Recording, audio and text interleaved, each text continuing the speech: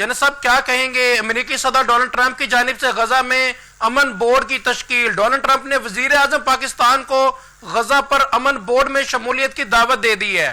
جنید صاحب کیا کہیں گے اس پہ پلیز؟ جی بہت شکریہ. جی مائی پلیئر. دو تین سوال ہیں جن کا جواب جب تک نہ ملے میرا خیال ہے کہ پاکستان کو چاہیے کہ تھوڑا سا توقف کرے اور اس میں جلدی نہ کرے شامل ہونے کی. پہلا سوال تو یہ ہے کہ کیا انہوں نے چین اور روس کو انوائٹ کیا ہے؟ میں نے سنا ہے کہ انہوں نے روس کو انوائٹ کیا ہے، ان کی طرف سے بھی جواب نہیں آیا ہے. جی. دوسرا سوال یہ ہے کہ کیا حماس اور اسرائیل نے اس بورڈ کے آبجیکٹیو کو، اس بورڈ کی کمپوزیشن کو قبول کیا ہے؟ ہمیں اس بات کا علم نہیں ہے. جی. اور تیسری بات یہ ہے کہ اس بورڈ کے سربراہ چونکہ ڈونلڈ ٹرمپ خود ہیں، تو کیا ڈونلڈ ٹرمپ ایک نیوٹرل شخصیت ہے یا ان کا رجحان اسرائیل کی طرف زیادہ ہے؟ بلکہ کیا اگر یوں کہا جائے کہ اسرائیل کی پشت پناہی ان کا یہ سارا اس کے لیے سب کچھ ہو رہا ہے.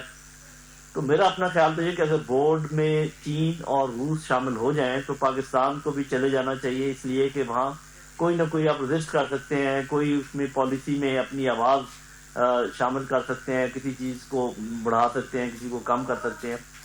لیکن اگر ایسا نہیں ہے تو پاکستان کو سوچنا چاہیے کہ وہاں جا کر یہ کیا حاصل کریں گے. کیونکہ اگر اس بورڈ کے اقدامات ایسے ہوئے جو کہ فلسطینیوں کے خلاف ہوئے، حماس کے خلاف ہوئے، اسرائیل کے حق میں ہوئے اور پاکستان وہاں موجود ہوا، تو آپ خود ہی اندازہ لگا لیں کہ وہ سبکی ہوگی یا ہمیں کوئی فائدہ ہوگا.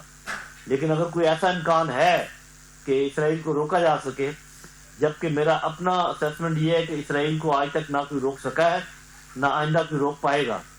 اور ایک اور بڑی امپورٹنٹ بات ہے کہ دیکھیں پہلے ایک امن کا پہلا فیز تھا جس میں جنگ بندی ہونی تھی، جس میں خوراک پہنچنی تھی وہاں پر غزہ کے لوگوں کو، جس میں ان کے اتنی بارش اور ٹھنڈ میں ان کے لیے کمبل اور رضائیاں اس قسم کی چیزیں جانی تھی.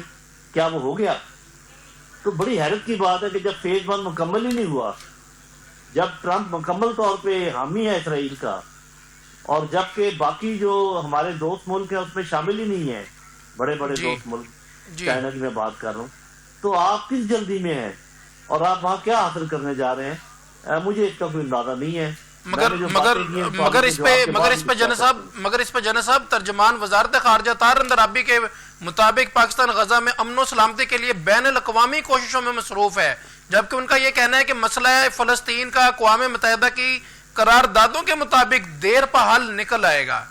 طاہر اندرابی صاحب تو یہ کہہ رہے ہیں. بالکل یہ ٹھیک ہے. آپ یہ بتائیے کہ کیا جو ٹرمپ کی کوشش ہے جو کہ مکمل طور پر بکا ہوا ہے اسرائیل کو، اس کی کوششوں کو آپ بین الاقوامی کوشش کہیں گے؟ میں کسی ایسی کوشش کو بین الاقوامی کوشش نہیں سمجھتا جس میں چین شامل نہ ہو، جس میں روس شامل نہ ہو، جس میں سعودی عرب شامل نہ ہو، جس میں ترکی شامل نہ ہو. تو تب اگر یہ جن ملکوں کا میں نے نام لیا ہے وہ شامل ہے، پھر وزارت خارجہ کی بات مانی جا سکتی ہے. جی.